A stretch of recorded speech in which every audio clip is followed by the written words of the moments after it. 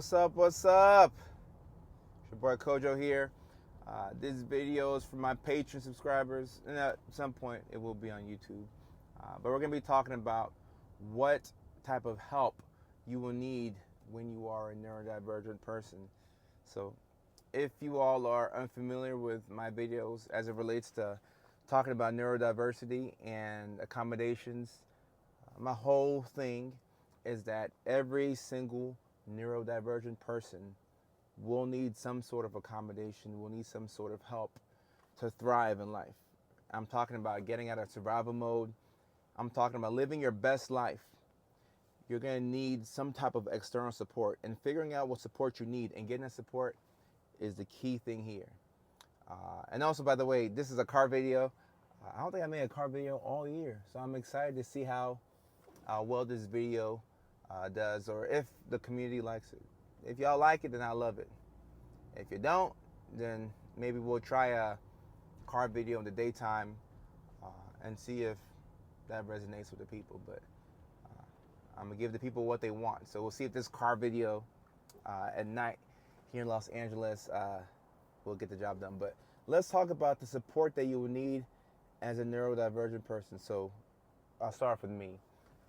I have ADHD, and ADHD, as I like to explain it, is a condition that affects your ability to regulate your mood and to regulate your attention, which means that you probably are sensitive to rejection.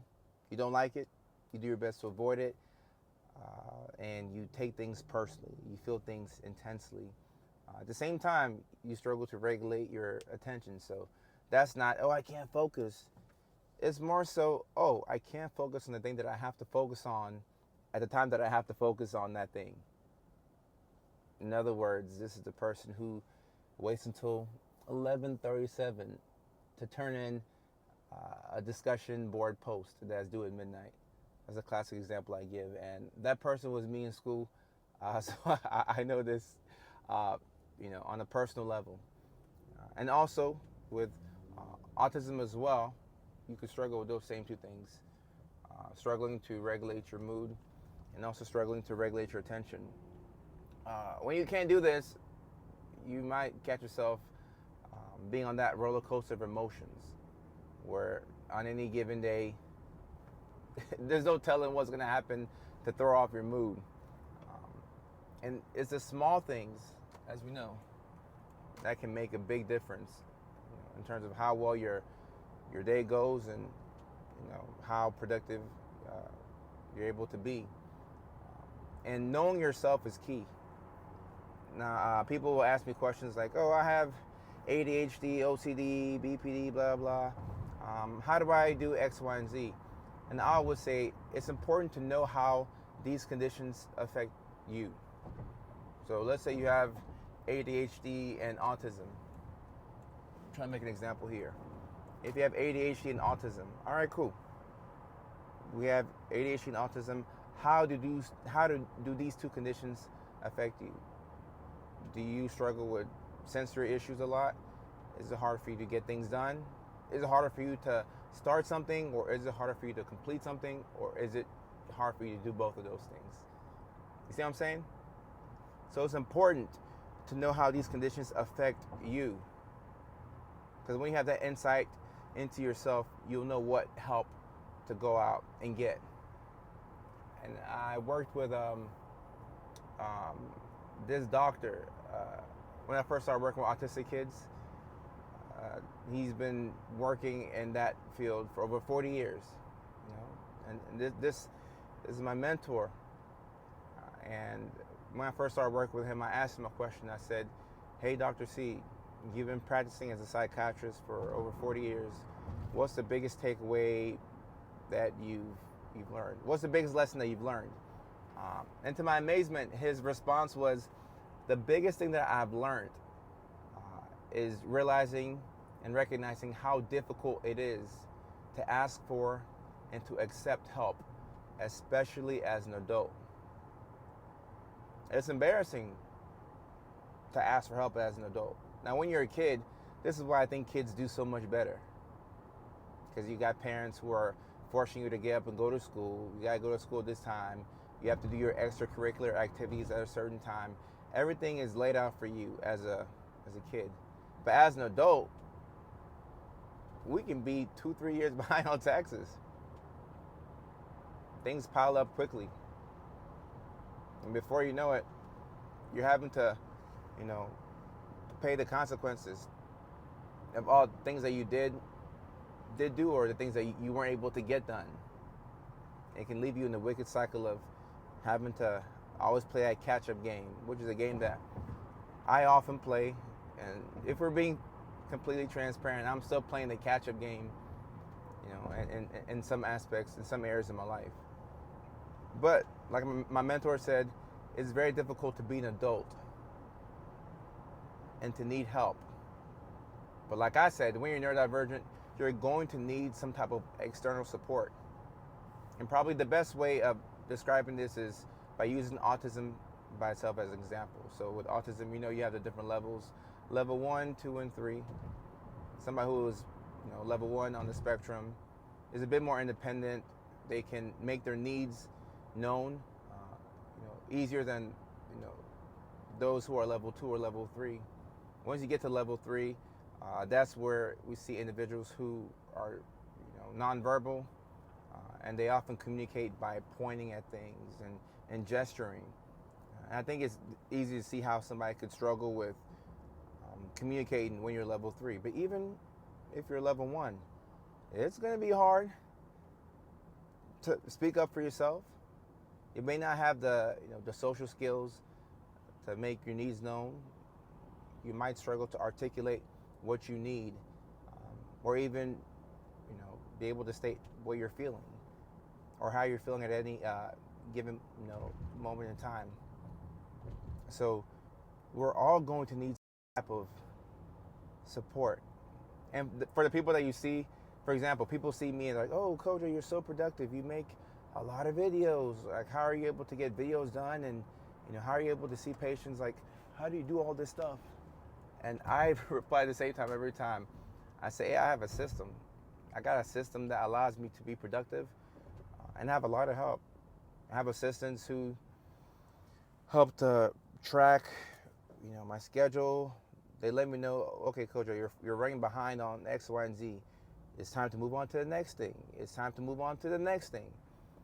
A lot of neurodivergent individuals struggle with this delay in tasks. So if you have 3 things to get done on a particular day, for the neurotypical person who can do the dishes, head to soccer practice, and come home and do homework, those same 3 tasks by a neurodivergent person, you might do the dishes, and before you get to soccer practice, you got distracted with something else. There's a delay in tasks that we often see when you're neurodivergent. So it may take somebody having to remind you and say, "Hey, time. It's time." And the irony of me saying all this as I'm headed to a comedy class. I'm headed to my comedy class, and that's one of the cool things about my community and where I get to do online. I get to be transparent. I'm headed to a comedy class. The class starts at 7 o'clock. It's 7:11 right now. This is my life. My assistant told me a good hour ago, "Hey, your comedy class is coming up. It's coming up." But I was in that mode where I was, hyper fixated on getting a couple of tasks done. And I didn't want that hyper focus to be interrupted. So I just continued doing the things that I was doing, and I should have probably stopped, maybe a good 30, 40 minutes ago. But I've been running behind all day. It's okay. And this is me with help. This is me with, 3 assistants. I'm going to comedy class late. I'll get there 19 minutes, so I'll get to class at 7:31, 7:30. So I'm going to walk in 30 minutes late. And, my teacher's going to see me walking, and he's going to be like, "Oh," he doesn't give me too much of a hard time, but I know you shouldn't show up to class late, and I'm paying for class. Like, class is not free, so it would behoove you to to show up the class on time. It would only make sense. It would only make sense. On top of missing, or on top of getting the class late, I missed workouts today. I missed workouts because I was running late. So that's one thing right there. I missed an open mic that I was supposed to go to in Hollywood. That was at 4 o'clock.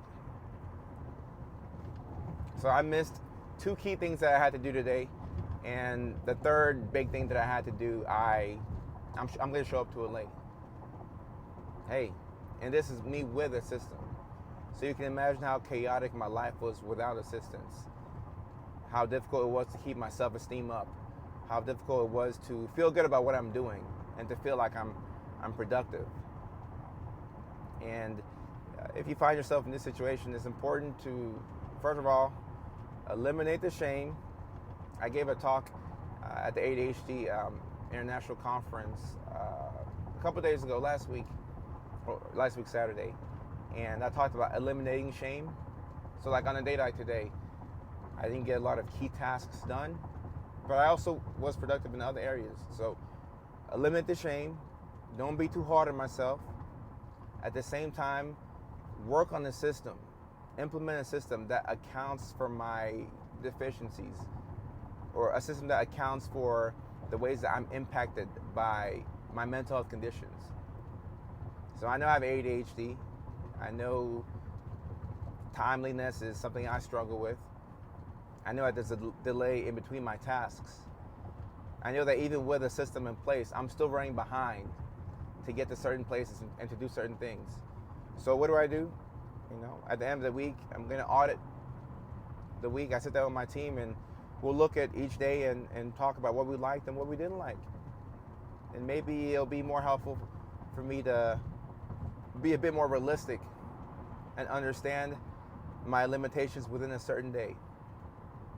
A lot of us overestimate what we can do in a single day, and we underestimate what we can do in a week and in a month and in a year. So it's important to understand your limitations, but also keep in mind that with a good system in place, you can do just about anything. Not everything, but just about anything. You're gonna need a system. So going back to my earlier example of the person who has ADHD and autism. Let's say that you struggle in social situations and it's very hard for you to start your work, but once you get going, you normally tend to do okay. All right, you struggle in social situations and it's hard for you to get your work started. All right, cool. These are the things that we need help with. All right, so if you struggle in social situations, what are the things that you like that you can, let's say you enjoy basketball. Okay, we already enjoy basketball. So if we're hanging out with people that are talking about basketball, or if we're at a basketball game, maybe we feel more at ease. So we can start there, and then we can work our way to parties and gatherings and other places where you're expected to be, social, right? You can work on your skills within an environment that you deem to be safe. Likewise, if you struggle to get things, if you struggle to start things, all right, cool. This is what we need help with, all right? We know how ADHD and autism affects us, so let's put a system in place to where we can account for the fact that it takes us so long to start a particular thing. Alarms could be helpful. It could be helpful to body double. Body doubling is huge. Just having somebody else around in the vicinity is a way to get things done. Sometimes putting on shoes in the house, you can put on shoes to work from home or to get things done from home, and all of a sudden you're like, oh my gosh, I'm productive today. Why am I so productive today? Right? We're going to need some help. And there are some people who, like the example with the person who is, has level 1 autism. They appear to have the ability to verbalize their needs, and they don't look. The scary thing about level 1 autism is that these people don't look autistic, and there is no look to autism, but people can't tell that it's taking you twice as much energy as a neurotypical person to be social, to get up and to go to school, to be affable and likable at work. So this is why sometimes we get that autistic burnout, where you just need some time to yourself, where you can just kind of catch your breath and not have to mask, right? So I think it's important to understand how these conditions affect you, and not to judge yourself for the help that you'll need. Even if you need a little bit of help, even if you're somebody who you just need a phone call from a friend to keep you accountable. That's what we do in comedy class. We have an accountability, a buddy system. So every day, my accountability, I can't talk. My accountability partner is a guy named Casey. So he'll text me and say, "Hey buddy, let's get those 10 minutes in today." And I'll say, "Oh, thank you, cool. And if I can beat him to it, hey, let's get those 10 minutes in today. Let's write comedy for 10 minutes. It keeps you accountable. And many times this past week, the texts that I've received from Casey have been a catalyst in allowing me to get started on writing comedy. A simple text. It's help. It's help that I'm not ashamed to accept. And also, our comedy teacher assigned, us buddies. So we have to do this as part of the class. But if you struggle to, do a certain task, could you get somebody to call you at a certain time to help you get started on it? Can you call a friend to come over and get work done together, potentially? These are all the things that you can do to give you the help that you need to get to wherever you need to get to. And too many of us as neurodivergent individuals are living in, survival mode, where we're going from one thing to the next, not sure of what the future holds, struggling to plan, struggling to have some sort of organization, and feeling like we're all over the place. And without a good system in place and without the proper help and support, you're gonna feel like you're on that hamster wheel, on that emotional, roller coaster where, on any given day, something might happen in the morning and it can throw your mood off, and now we don't feel like doing anything, right? So I think it's important to understand and accept that as neurodivergent people, we will need help. We will need help. We cannot shame ourselves for, needing help or asking for help. It's something that has taken me years to learn how to do. And even now, if I'm being honest, I have assistants, they help me get things done, but I sometimes take pride in getting things done by myself, even though I need the help. So us being easy on ourselves is going to be huge. We can't judge ourselves for going out and getting help. And as things start to get better for you, by getting this help, it should motivate you. Hopefully it'll motivate you to, get a system going to where you feel okay asking for help. And also, as we are receiving help from people, keep in mind that us helping out other people is one of the best ways to boost our self-esteem. The only issue with that, sometimes we like to escape our problems by attempting to fix other people, which is another struggle that we tend to have as neurodivergent people. And that's why you may find yourself, or you found yourself in the past in those love bombing situations, or you find yourself in the toxic cycle of dating people with narcissistic tendencies. I'm not saying narcissists, because we throw that term around too lightly, but people who have narcissistic tendencies, because we get this rush, this dopamine rush from helping other people. But it is still helpful to allow ourselves to be used and to help other people. It's a great way for us to remind ourselves that we're needed, and that the same way that we're going to need help, people are also going to rely on us, which is why community is so important. And that's why I'm so grateful for my online community And like I said, the ADHD conference, it was so beautiful to be in a room with, what was it, like 200-300 people who had ADHD, and to give a keynote speech for an hour. It just felt so good. It meant a lot to me to do that, because those are my people. Those are the people who are struggling with the same things that I'm struggling with. And, together we're creating a system where we don't have to feel so bad for asking for help. And the first step is by acknowledging that we're going to need help. And actually, everybody will need help, neurodivergent or not. Everybody's going to need help. Just that when you're neurodivergent, it's imperative that you have some sort of external support in order for you to thrive. I'm not talking about survival mode. Like, we can survive sometimes on our own. We can just get by. But the goal of everything that I do online is not to help you just get by. It's to help you thrive. I want you to have a life, live a life that you're proud of, a life where you feel like you're, getting things done. So, hopefully, this information helps, and I'll get to my copy class when I get to my class. So yeah, it should be done in like 8 minutes. But until next video, take care, and I love y'all.